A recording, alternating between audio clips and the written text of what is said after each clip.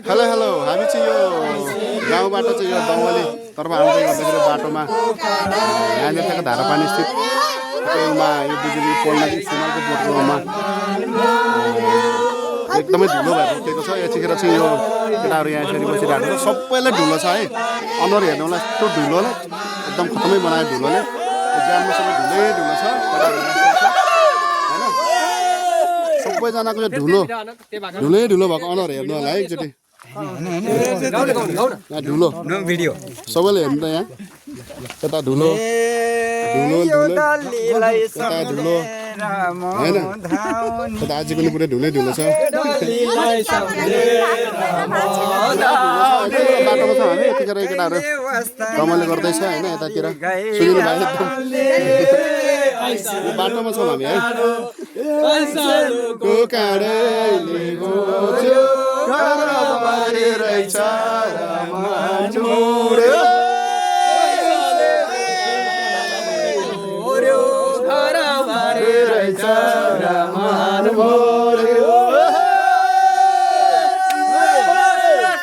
धारापानी आसपासमा छौँ हामी है। अब दमली बजार पुग्न लगभग हामी अब लगभग 10 मिनट पनि लाग्दैन होला होइन। 10 मिनटपछि हामी घर पुग्दैछौँ। यतिखेर बाटोमा त्यो पुरै धुलै छ केटाहरू। युवराज भाइ होइन,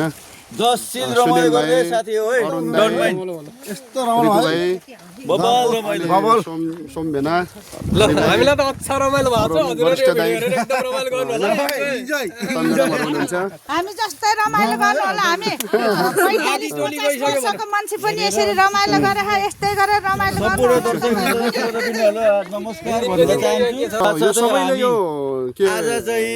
के भन्यो भने अब सबैले हामी गाउँबाट आउँदै गर्दाखेरि बाटोमा छौँ र यतिखेर हामी यो ठ्याक्कै हाम्रो टिम हाम्रो कालिका पञ्चायत बाजा टिमका टिम मेम्बर युवराज थापा मगरलाई पनि धेरै सम्झिन चाहेँ। उहाँको विशेष यो छोरा पाएर पुत्रबडाईको कार्यक्रममा हामी गाउँबाट फर्किँदै गर्दाखेरि उहाँ चाहिँ अगाडि जानुभयो होइन। रमाइलो धेरै भयो, धेरै मिस गरेको छ। बाटोमा यसरी बसिराख्दाखेरि एउटा छोटो अनुभव के भयो त भन्ने कुरा म सबैलाई सोध्छु होइन। सबैलाई कस्तो लाग्यो, सबैलाई खुसी लाग्यो होला जस्तो लाग्छ मलाई। यतिखेर सुरुबाट सोध्न चाहन्छु। दाइ नमस्कार है। नमस्ते। अहिले हामी गाउँबाट आउँदै गर्दाखेरि रमाइलो भइरहेको छ नि होइन? एकदम रमाइलो भइरहेको कस्तो भयो तपाईँलाई, कस्तो लाग्यो गाउँ? गाउँ त अब म आफू जन्मिएको हुर्किएको ठाउँ होइन। अब मेरो आफ्नो प्राण भन्नु पनि प्यारो ठाउँ हो मेरो जन्मभूमि भनेको होइन। साथसाथै अब धेरै लामो समयपछि चाहिँ गाउँमा जाने एउटा अवसर जुड्यो। हाम्रो कालिका नौमाती पञ्चबाजाका सर्जक युवराज थापा विशेष गरी ढोलकी वादक युवराज थापाको पुत्र बडाई कार्यक्रममा हामी सरेक भएर यतिखेर हामी फर्किँदैछौँ। रमाइलो गरौँ साथी हो। अब गाउँमा त रमाइलो भयो होइन। धन्यवाद हजुरलाई, रमाइलो भयो होइन। अनि यता हाम्रो रिखु भाइ हजुर, नौलो मान्छे नौलो गाउँमा आइयो होइन। कस्तो लाग्यो तिमीलाई? धुलो खाइयो के अरे होइन? रमाइलो लाग्यो हाम्रो मोर्दा पनि खाइयो।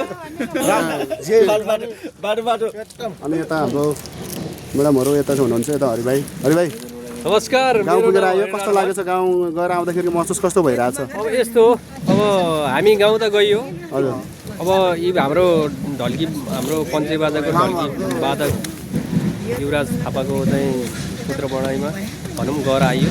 र त्यो भन्दा पनि हामी विशेष गरेर चाहिँ हाम्रो यो यात्रा छ नि झन् एकदम रमाइलो भयो क्या।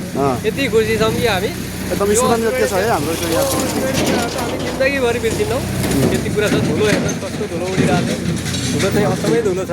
कोही साथीहरू छुटेको छ यसमा, एकदम तिनीहरूलाई पनि मिस गरेको छ हामीले धेरै। हामी चाहिँ हाम्रो साथीहरू चाहिँ किनकि अब साधनले गर्दाखेरिमा साधनको अभावले गर्दा कोही साथीहरू अगाडि जानु, कोही पछाडि नै हुनुहुन्छ। त्यसमा चाहिँ हामी ल ठिक छ, ल धन्यवाद। यता हाम्रो दिदी गाउँ गएर आयो, खुसी लागेको छ? गाउँ गएर आइयो।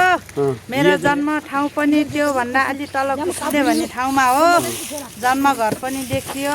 माथि आफ्नै गाउँ ठाउँमा गएको जस्तै भयो। रमाइलो भयो होइन? रमाइलो भयो। ल ठिक छ, ल ठिक छ। यता हाम्रो अब यता फेरि यता हाम्रो सुकुमाया के छ? सुकु नमस्कार। केही छ भन्नु तिमीलाई?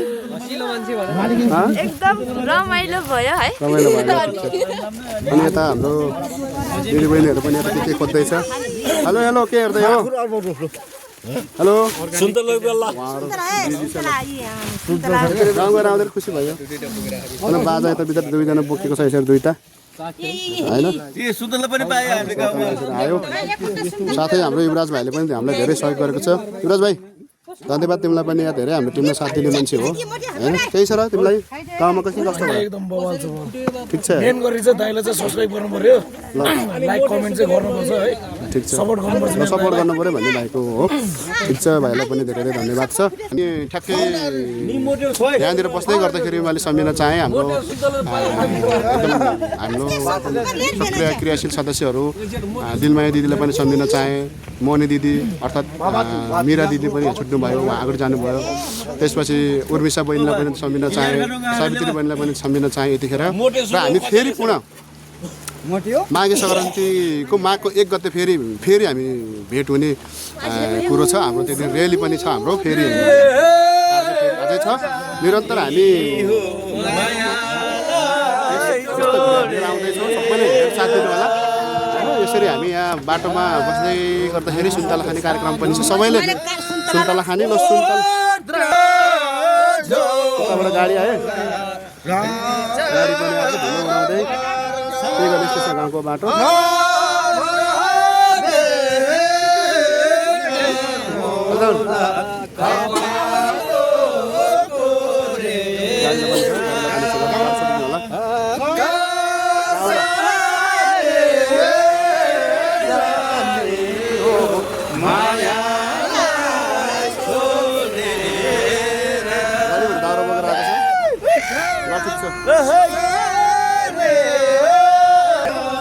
सबैजना रमाइदिनु होला हामी त एकदम खुसी भयौँ गाउँ गएर पनि सबैजना खुसी छौँ हामी कुनै पनि कसैको मनमा दुःखी छैन विशेष गरी गाउँसम्म जाने जुन वातावरण बनाइदिनु भयो युवराज भाइ सालो धेरै धेरै धन्यवाद उहाँलाई पनि एकदम मिस गरेको छ तिमीलाई पनि होइन यो भिडियोमा छुट्यो तिमी गइहाल्यौ एकदम सबैलाई धेरै धेरै सम्झना छ होइन आगामी दिनमा फेरि अर्को भिडियोमा उहाँहरूलाई पनि सम्झिन चाहेँ भन्दै अब चाहिँ हामी अगाडि बढ्छौँ अब हाम्रो घर पुग्ने भिडियो चाहिँ देखाउँछु धन्यवाद है नमस्कार